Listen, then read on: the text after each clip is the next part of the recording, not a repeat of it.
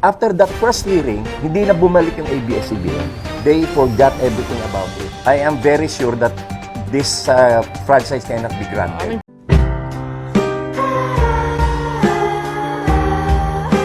Sabi mo, antiquated data. Yes, antiquated data of Senator Soto. To recall, Kamentong, if you will remember, I was the first one who filed a case at the Supreme Court to stop NTC from issuing a provisional authority to ABS-CBN after the franchise has expired. Yes. And then prior to the date of the expiration, the NTC has already made pronouncements that it will not renew. And then the Congress, the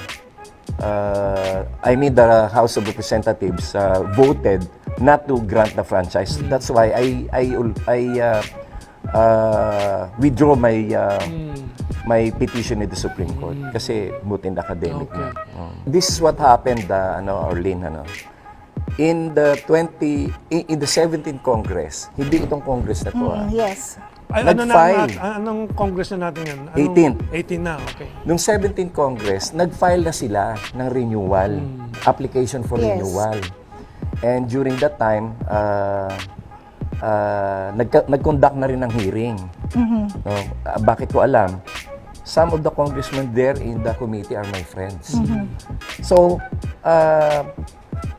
when the committee conducted the hearing, ABS-CBN was asked, paano napunta sa inyo yung equipments ng Pilipinas TV, yung government channel, PTV4. Sabi nila na kinu-question sila. Ano ang sabi nila? Inaward daw sa kanila ng PCGG. So, tinatanong sila, sige, you show us the document that PCGG really turned over these equipments to you. And what is the basis of your taking over the facilities of PTV4? You show us. And also, show us the title of the land. And after that first hearing, hindi na bumalik yung ABS-CBN. They forgot everything about it. So, yung committee, ayaw nyo mag-appear, ayaw nyo mag-submit, that's your own lookout. That's your risk. Yeah. And then, Noynoy Aquino himself, had a trouble with Gabi. And then, Gabi must have guessed that it will not pass during that time because Noynoy was mad at him. Hindi na lang nila pinurso yung application. And then, during this time, nung itong 18 Congress na, doon na lang uli sila nag-file. Okay. Well, there are many other issues, But it's not na hindi na-hear. Hindi na-hear. Nag-hearing sila noon. Hindi na ituloy kasi nga meron silang kailangang pag-usapan na hindi talaga nila pinush na pag-usapan. No, because they cannot comply with the requirements being asked from them by the 17th Congress. One of the possible reasons kung hindi sila makakapag-comply, dahil nga nung panahon ni Cory, maraming binigay sa kanila na walang proseso. Parang political and it turns out that hindi rin naman pala talaga official na binigay sa kanila ni Cory. They just walked in and then sabi nila, we will operate this. Ganyan naman nung panahon na yun kasi parang yung Malacanang, nilusob ng tao. Parang yung nangyari sa Washington din, itong January 6. Pumasok ang mga taong bayan. Pumasok na lang sila ron. And then since there was a coup d'etat, there was a change of administration, so hindi na rin siguro nakakibo yung mga operators ng management noon ng ABS-CBN. Okay, I'll do a quick review of the other allegations and issues. But of course, hindi naman po pwede talaga manggaling ang prangkisa sa Senado. It should be it starts from Congress.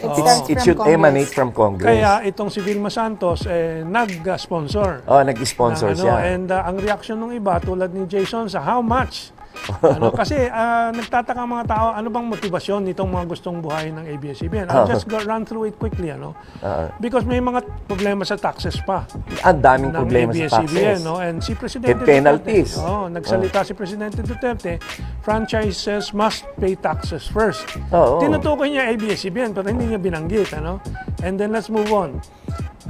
Yung question nga, did ABS-CBN really pay only half of what the GMA7 paid in taxes? Kasi yun ang isang issue. Bakit mas malaki ang ABS-CBN? Mas malaki income. Kalahati lang ang binabayad niya sa tax From, compared to GMA7. And Yes. hindi lang yun. In 1 year, I think 2018, negative 5% ang binayad nila. So yun ang mga issues. And then let me move on. And then they dissipated the income through the PESA scheme. That's right. Yung export processing. Economic Export zone. kunwari. Economic zone. Yung mga tricks na ganyan. And salamat kay Thinking Pinoy na sinummarize niya yung mga utang pa ng mga Lopezes in general. Maynilad, 700 million, Bayantel, 600 million, Sky Cable, 200 million, Benpress 150 million, round up ko yung mga figures. That's 1.6 billion. Sinasabi ng DBP, nabayaran daw yan. Actually, tinignan ko mula sa website ng bilyonaryo, ito po, na-write off daw ang DBP, ang mga utang sa DBP. Yung pala, binenta ng DBP yung Lopez bad loans to Lehman Brothers in 2006 at 40 centavos to the peso. Diniscount nila. So, walang sagot kung binayaran ba ng Lopez. Ang ginawa ng DBP, nilipat sa Lehman Brothers. Ang assumption is Lehman Brothers will collect. Yes. We don't know if the Lopez really paid. More so that the Lehman Brothers collapsed, di ba? Nag-collapse ng Lehman Brothers. So actually, hindi nasagot yung nagbayad ba ang Lopez. And and yung sinasabi na... And I think the discounting of the loan is illegal. And we have 5 minutes more. And of course, one issue that came up was suppression of freedom of the press and information. Well, we are talking here now. Kaya nga, nakita ko to at papakita ko sa publiko. Vice Ganda launches own network. In other words, anyone can launch a network. Yes. I just want to make a point, then we'll go back to Lorlin para marinig natin yung kanyang observation. Isa sa mahalaga sa media ay yung maraming may-ari ng media para kalat ang poder ng impormasyon. Ang Estados Unidos, isang dahilan kung bakit nagdi-decline sila, mula sa 1,000, mga 1930s, 1940s, 1,000 maliliit at medium-sized na mga may-ari ng media, ngayon only 5 or 6 control everything. So nag-aawayan sa politika yung mga yan. Fox News is pro-Trump. All the rest is anti-Trump. Nalilito at nako-confuse ang taong bayan, nahahati. So maybe the government should be encouraging more franchisees and tulungan pa yung mga medium and small media people, and form cooperatives, instead of big oligarchs controlling media. And let's go back to Yes, Kamentong, alam mo, marami tayong mga kaibigan from ABS-CBN. Kasi syempre, yung sister company natin, which is GSAT, meron din naman tayong mga channels na nakukuha at ini-ere na ito ay pagmamay-ari or idine-distribute ng ABS-CBN. Pero sinabi mo nga, unang-una, member tayo ng KBP. Ang ating istasyon ay member ng KBP. Actually, alam mo, maraming mga prangkisa na nai-issue. Yun nga lang, sabi mo nga is, siguro bigyan ng pagkakataon kasi alam mo hindi madali na magpatakbo ng isang network. Napakalaking gastusin nito. Kaya hindi rin naman talaga kakayanin ng iba. Kaya talagang malalaking kumpanya ang nakikita natin. Pero alam mo, madaming mga regional stations, maraming maliliit na TV stations na mga nasa probinsya.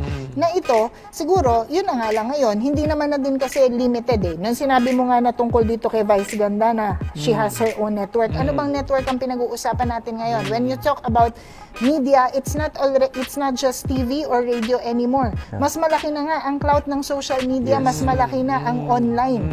Yun ang mas nakaka-reach na lahat ngayon dito.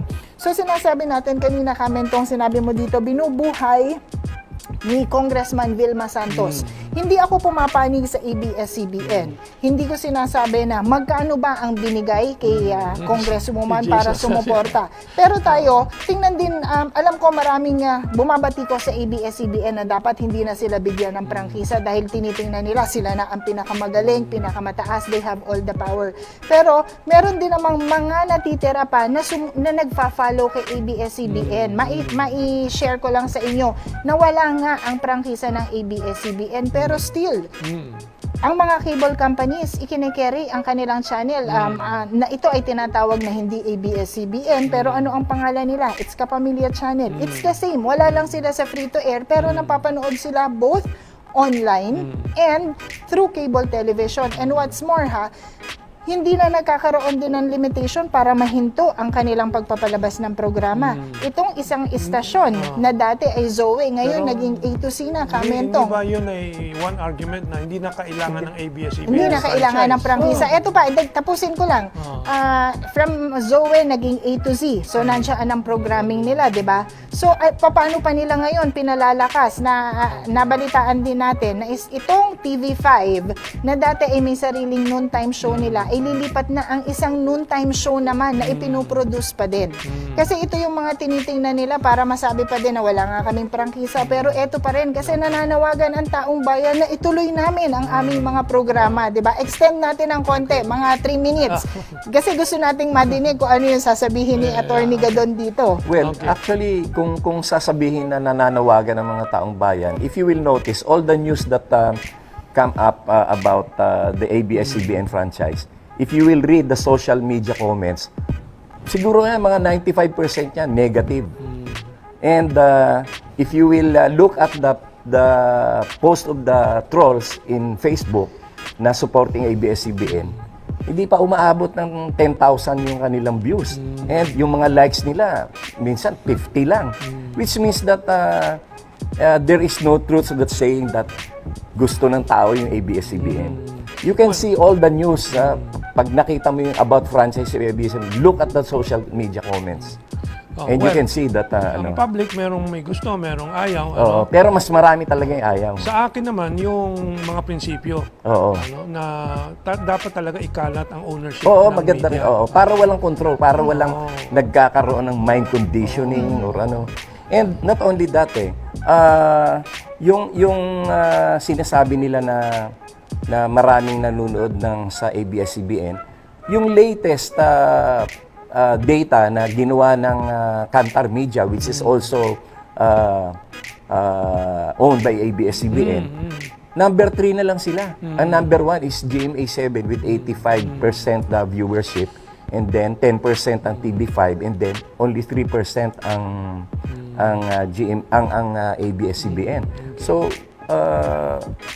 yung sinasabi na maraming nanonood ng ABS-CBN, that's no longer true. That's why you were saying, luma na yung data ni Soto. Yung data ni Senator Soto na ginamit niya dun sa kanyang explanatory note, yun yung sort of giniba ko eh. So, after that letter, hindi na sila nakakibo, hindi na sila sumulat, hindi na sila kung kumibo. They never replied to my letter. Pero unang-una nga, Kamentong, ang sabihin lang natin is, I think it is good. Whether whatever it is, questioning kung magkano tinanggap ni Senate ni Congressman, walang issue dyan, di ba? Yun nga, wala kasi it's a question eh. Yun yung nakita natin kanina, may nagko-question. It's not that.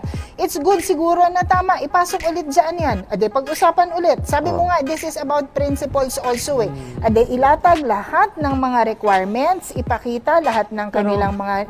Yung franchise kasi should be given to someone who deserves it. Yan na nga. So, paano mo ibibigay franchise sa isang tax violator, labor laws violator? So, okay lang yan, attorney. I-file natin yan, ilagay, isa lang uli sa Kongreso. Hingin ulit lahat ng dokumento. Tingnan natin kung maipapakita ulit sa kanila. And the title to the property, hindi nila masagot. Wala silang mapakitang title.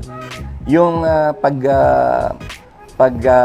take over nila ng facilities ng PTB4, wala rin naman sila maipakitang document that these are things that were really Pero ang awarded to magandang them. last Diba? na comment, ang magandang question dito is ito.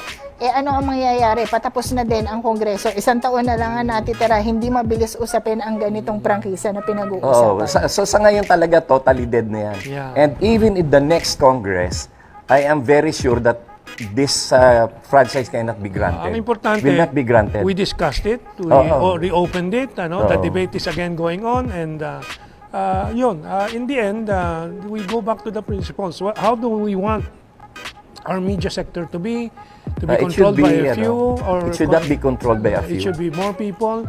What is the role of government? I think government media should be the strongest, di ba? Yes. Kasi official voice yan ng bayan. Pero talo ang government media natin. We should analyze Kasi that. alam mo, Kamentong, if we are really if we really intend that the government channels become stronger, I was suggesting to them, let's copy what Japan did. The lowest frequency, they divided it into 6 digitally.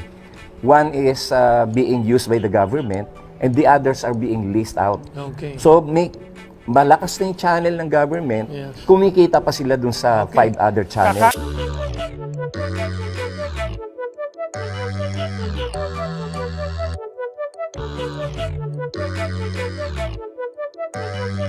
Thank you.